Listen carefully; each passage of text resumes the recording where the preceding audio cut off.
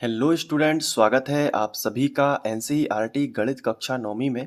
और आज हम करेंगे प्रश्नावली 13.8 का प्रश्न क्रमांक 2। तो चलिए सबसे पहले प्रश्न पढ़ते हैं। देखो इसमें दिया है कि उस ठोस गोलाकार गेंद द्वारा हटाए गए, विस्थापित भी बोल सकते हैं इसको, पानी का आयतन ज्ञात कीजिए जिसका व्यास निम्नलिखित है। तो ध्यान रखिए ये व्यास दिए गए हैं, त्रिज्याएं नहीं हैं। तो इनका जब हम आधा करेंगे तब हमें त्रिज्याएं मिलेगी। अब देखो ध्यान से, ये क्या लिखा है कि गोलाकार गेंद द्वारा हटाए गए पानी का आयतन। तो हमें गोले का व्यास दिया गया है लेकिन पूछा पानी का आयतन गया है। तो ये कैसे है? तो असल में यहाँ पे फिजिक्स का एक रूल लगेगा जिसको आपको समझना चाहिए। तो आइए हम लोग रफ में समझते हैं।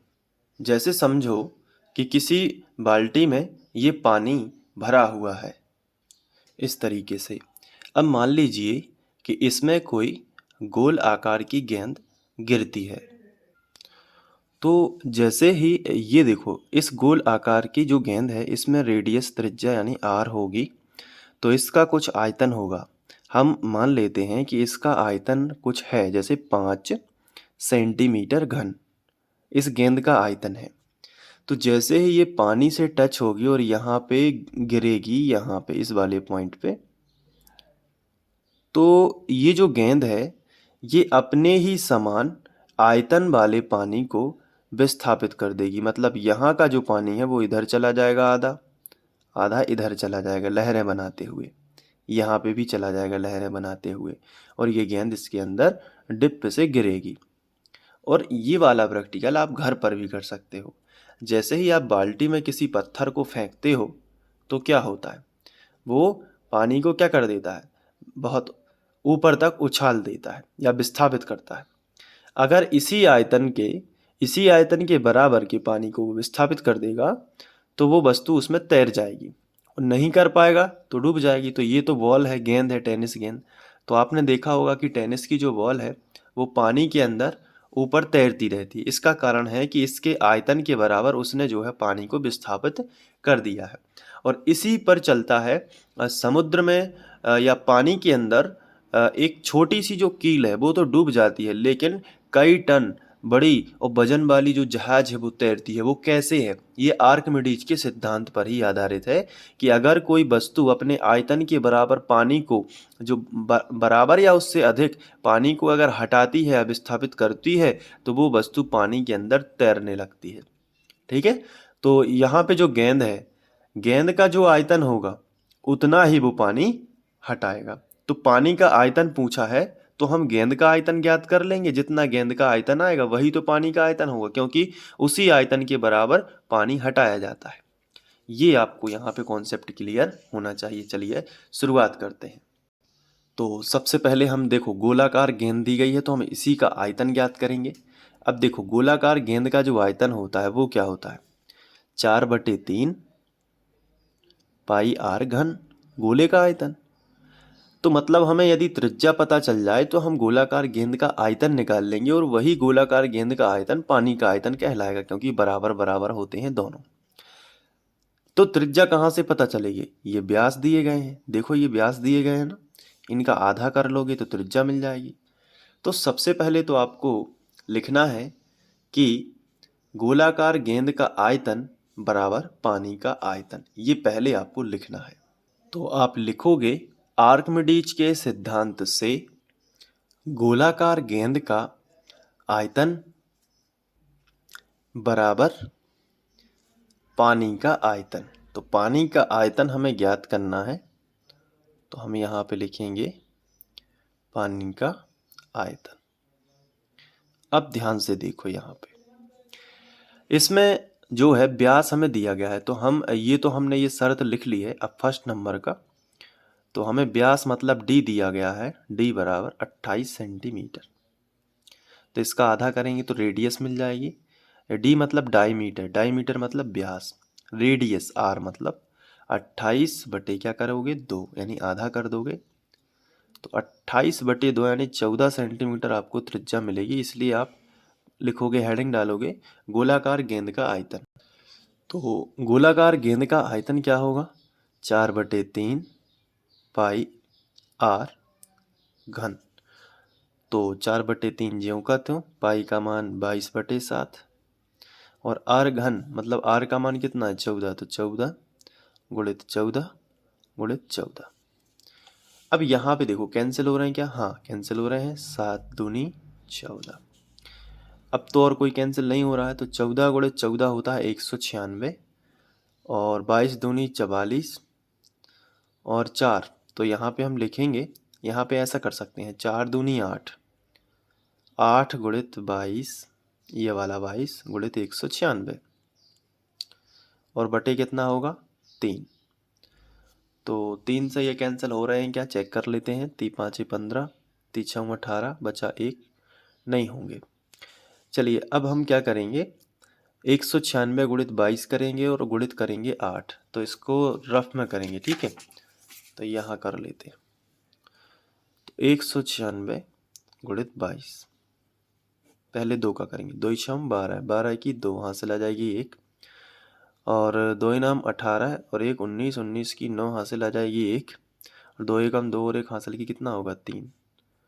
तो अगले स्टेप में भी 2 से ही करोगे तो इतना ही आएगा, 392 प्लस लगा लो। 2 ज्यों का त्यों, 9 2 11 की 1, हासिल आ जाएगी 1, 9 10 11 12 और 1 हासिल की 13, 13 की 3, हासिल आ जाएगी 1, 3 और 1 4, 43 12। तो अब इसमें 8 का और कर लेते हैं यहीं पे। तो 8 दूनी 16, 16 की 6, हासिल आ जाएगी 1, 8 एकम 8 और 1 9 और 8 तिया 24, 24 की 4, हासिल आ जाएगी 2 और 8 चौके 32 और 2 कितने होंगे? 32 और 2 34। तो इतना आया है 34 49 6। तो यहाँ पे हम लिखेंगे 34 49 6 और बटे में कितना? 3। अब 3 से हम भाग कर सकते हैं। तो देखो 34 34 49 6 भागित कितना करोगे? 3। तो 3 एकम 3, ये कट जाएंगे, उतारे कितने आएंगे? 4। फिर करेंगे 3 एकम 3, 4 में से 3 जाएंगे तो कितना बचेगा? 1, ये 4 उतारे आ जाएंगे। फिर 3 चौके 12, 3 चौके 12, 14 में से 12 जाएंगे कितने बचेंगे? 2 बचेंगे। फिर ये उतारे कितने आ जाएंगे? 9। फिर 3 नाम 27, कितने बचेंगे? 2, है ना? उतारे कितने आ जाएंगे? 6। 3 8 24, 3 नाम 27 ज़्यादा हो जाएंगे, 3 8 24, कितने बचेंगे? 2। ठीक है, तो शेषफल कितना बचा? 2। और यहाँ पे तो हम यहाँ पे दशमलव में नहीं लाएंगे आंसर, किताब से मिलाएंगे। तो सबसे पहले तो जो उत्तर आया है अभी तक भागफल वो लिखेंगे, कितना है? 11 49 8। इसके बाद जो भागफल आया है उसे ऊपर और जो भाजक था उसे नीचे लिख देंगे। ऐसा उत्तर आ रहा है आपकी बुक में, तो हमने ऐसे ही लिख लिया। और ये आएगा किस में? तो सेंटीमीटर घन में आएगा। और यही क्या होगा? विस्थापित पानी का। तो बराबर क्या लिखेंगे? विस्थापित पानी का आयतन। विस्थापित पानी, विस्थापित पानी का आयतन। ठीक है, अब देखो ध्यान से, विस्थापित पानी का आयतन इतना होगा, जो कि आपका करेक्ट आंसर हो गया। इसके बाद हम लोग सेकंड नंबर लिखेंगे। सेकंड नंबर में हमें व्यास दिया गया है d बराबर, जो कि है 0.21 मीटर। तो त्रिज्या कितनी हो जाएगी? इसका आधा यानी 0.21/2 मीटर। तो इसलिए हम क्या करेंगे, हम यहाँ पे गोले का आयतन निकालेंगे, यानी कि गोलाकार गेंद का आयतन हेडिंग लगाएंगे। तो गोलाकार गेंद का आयतन जो है वो होगा 4/3 पाई आर घन, बराबर के नीचे बराबर 4/3, पाई का मान होगा 22/7 और आर का मान होगा 0.21/2 मल्टीप्लाई 0.21/2 मल्टीप्लाई 0.21/2, यानी कि घन करना है इसका। अब देखो 7 तिया 21, तो ये तो आ जाएगा 0.3, क्योंकि 3 बार कट गया। और बाकी सब चीज़ें तो अभी ज्यों की त्यों। ये देखो 2 दूनी 4 दूनी 8, तो इसको हम ऐसे लिख सकते हैं, मैं आपको बता देता हूँ। यहाँ से 2 और 2 कट गए, 2 दूनी 4 और ये 4 कट गया, तो क्या बचा 22 गुणित 0.3। इसे हम 3/10 लिख सकते हैं और 21/100 लिख सकते हैं इसको, और इसको भी 21 बटे क्या लिख सकते हैं 100, लेकिन बटे में 2 भी है तो 2 गुणित 100 हो जाएगा तो 200, तो 100 गुणित 2 कर देते हैं इसको। ऐसा इसलिए है क्योंकि ये 2 से कैंसिल हो रहे हैं, 2 11 22। तो अब इसको आगे सॉल्व करेंगे, ठीक है। तो देखो अब इसको सॉल्व करने के लिए क्या करना पड़ेगा, 21 गुणित 21 होते हैं 441, 441 गुणित 3 कर लेते हैं रफ में। यहाँ पे करेंगे 441 गुणित 3, 3 एकम 3, तीचों के 12 की 2 हासिल आ जाएगी 1, तीचों के 12 और 1 13, तो आए हैं यहाँ पे 13 23, 13 23 गुणित कर लेंगे हम 11, 11 तिया 33 की 3 हासिल आ जाएगी 3, और 11 दूनी 22, 23 24 25, 25 की 5 हासिल आ जाएगी 2, 11 तिया 33, 33 34 35 की 5 हासिल आ जाएगी 3, और 11 एकम 11, 12 13 14, 14 553, 14 553 हम यहाँ पे लिख सकते हैं। और यहाँ पे जो 3 था उसको भी हमें यहाँ पे लिखना पड़ेगा। ये देखो यहाँ पे लिखेंगे तो फिर थोड़ा सा चेंज हो जाएगा। ये 3 हम नहीं लिख पाए थे, तो देखिए बच्चों यहाँ पे ध्यान से 3 जब हम लिखेंगे तो 3 से 3 भी कट जाएंगे, तो फिर क्या बचेगा 441 गुणित 11 बस करना पड़ेगा और कुछ भी नहीं।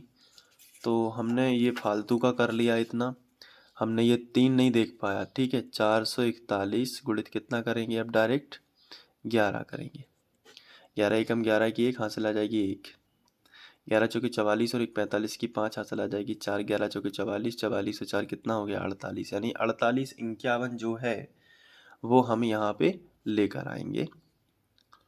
और बटे में कितने जीरो हैं 2 2 4 2 6 जीरो, तो बटे में 1 के बाद 6 जीरो लगा देंगे। ये देखो अब 6 जीरो का मतलब 6 अंक बाद दशमलव, तो यहाँ पे देखो 1 2 3 4 हैं, 5 और 6 मतलब कि 2 अंक जीरो और बढ़ाना पड़ेगा। तो देखो यहाँ पे 48 51 तो पहले से था, ये 4 हैं, लेकिन दशमलव लगना है 6 अंक बाद, 6 जीरो बाद। तो 1 2 3 4, फिर बाकी 5 और 6 जीरो अपन बढ़ा सकते हैं इस तरफ, और फिर दशमलव लगा के फिर 1 जीरो मन से बढ़ा सकते हैं। तो ये जो है आंसर आ जाएगा, और ये मीटर घन में होगा क्योंकि जो व्यास है वो मीटर में दिया गया था, तो ये एक आंसर आ जाएगा। तो चलिए अब आप नोट कर लीजिए इसको अच्छे से, मैं आपको नोट दिखा देता हूँ कहाँ से आपको नोट करना है।